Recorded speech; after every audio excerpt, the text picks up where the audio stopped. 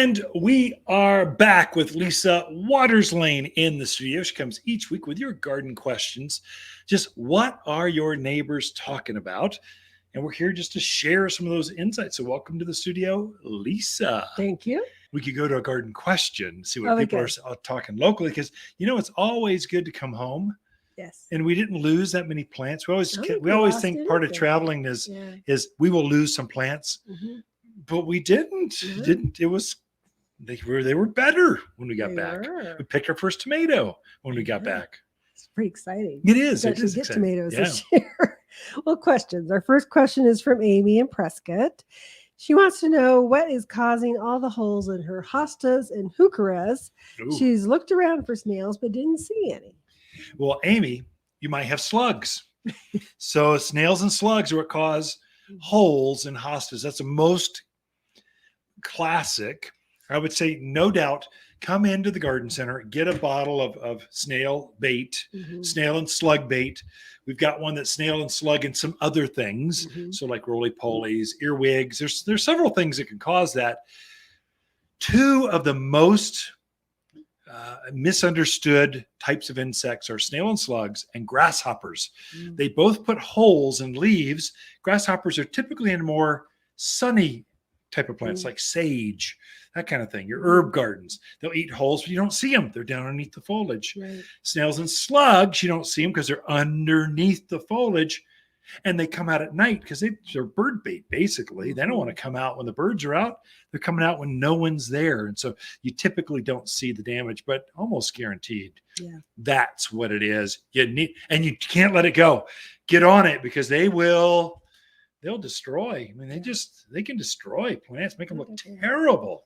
So get on it. In the monsoon season, one snail can lay 1,000 eggs. Oh my goodness. So they go from one or two to, oh my gosh, where'd they all come from overnight because of one slug, one snail. They're terrible. That's crazy. I didn't know that. That's it. Yep. Wow. Keep an eye out for those Even my lovely assistant learns something every time she's on the radio with her favorite guy. Did I help you with that? Sure. Hint. So just a PSA. We had a customer come in today. It's the first ones I've seen of the season, but blister beetle. Oh, really? They're early. Yeah. Okay. So keep an eye out for those. They're little gray. Sometimes they're gray speckled, but boy, can they defoliate a tree, a shrub, your garden almost instantly. I wondered, because there's a symbiotic relationship between blister beetles and grasshoppers. Really? And I haven't seen as many grasshoppers. What I hear when I talk to the bug gurus, that blister beetles need grasshopper eggs to kind of feed off when they're in the larva stage. And there's this, when there's a lot of grasshoppers one year, typically the following year, the blister beetles are worse. So there's kind of this hem and haw, feng shui. Yeah, that whole thing between those two insects. So I haven't seen that. I've seen some grasshoppers, but not like the ground is moving.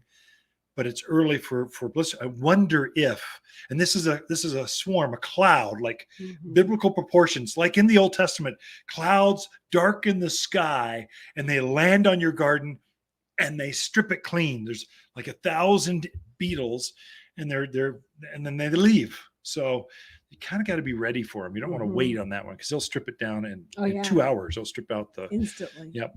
Yeah, so keep an eye out for them. If you see them, you want to take care of them right away. But you heard it here first. Pestilence is coming. No, not at all. Enjoy. Okay, the show's out. We're out. Well, let's talk about Charlie. He's in Chino. Last year, he had tons of peaches and cherries, did very well. This year, there's nothing. Yeah, and he wants to know, did he do something wrong, or what happened? Charlie, you did not do anything wrong.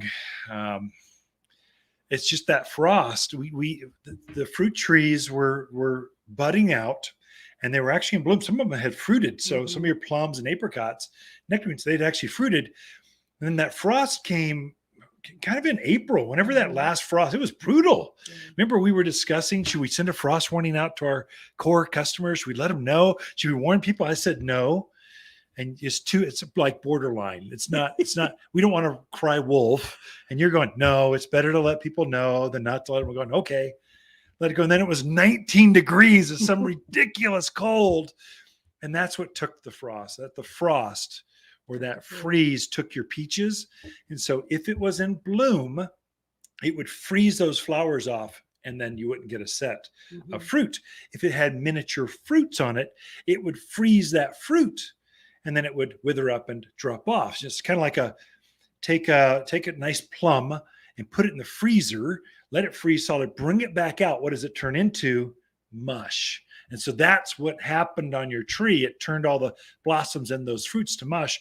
And Charlie, you're not the only one. Oh, no. All across the county. I mean, on both sides of the hill, Cottonwood, Camp Verde, Sedona, up the, Scottsdale, Skull Valley, Kirkland, all the way up to Prescott Valley, Chino.